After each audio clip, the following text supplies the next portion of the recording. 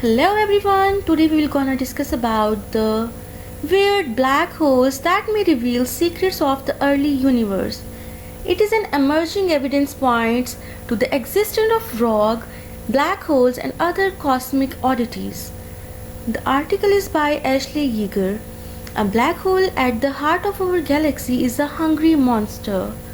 This super dense bit of matter weighs as much as 4 million suns. The pull of its gravity is so strong that it has swallowed nearly everything around it, and it's getting heftier and heftier the more it eats. In that sense, the Milky Way's central black hole is a lot like the mythical Kamapa of the Soto people of South Africa. But it's not alone. Similar supermassive black holes sit at the centers of nearly all known galaxies. Each one has mass that's thousands, millions, sometimes even billions of times as great as our suns. For decades, scientists thought that such cosmic kamapas could only be found in big galaxies. After all, massive galaxies were thought to have enough matter to feed these beasts. How wrong scientists were. Explainer: what are black holes? About 2 decades ago, computer models of the earliest black holes started turning up oddities in these models. Big black holes showed up where they weren't expected. Many scientists thought those myths were flukes, but others weren't so sure. They thought such oddballs should not be ignored. Now, telescopes have turned up signs of several weirdo black holes. These include massive ones in the tiniest galaxies. Some of these black holes surprisingly don't even seem to sit at their galaxy's core.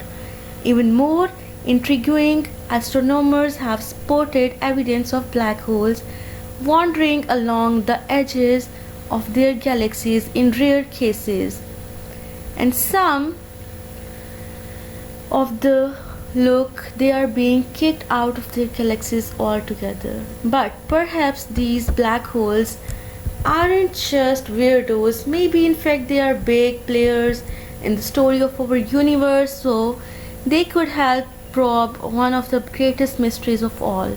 How did these cosmic kamapas develop? Now, let me tell you about it. Little galaxies can have big black holes. Our current understanding of how black holes get so big goes something like this.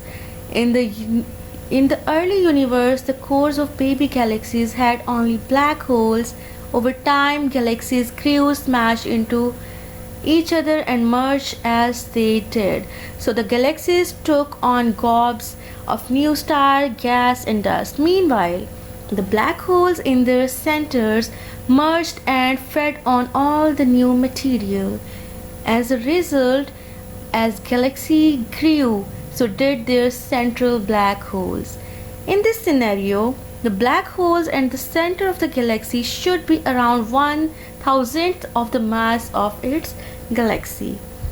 How do mass and weight differ?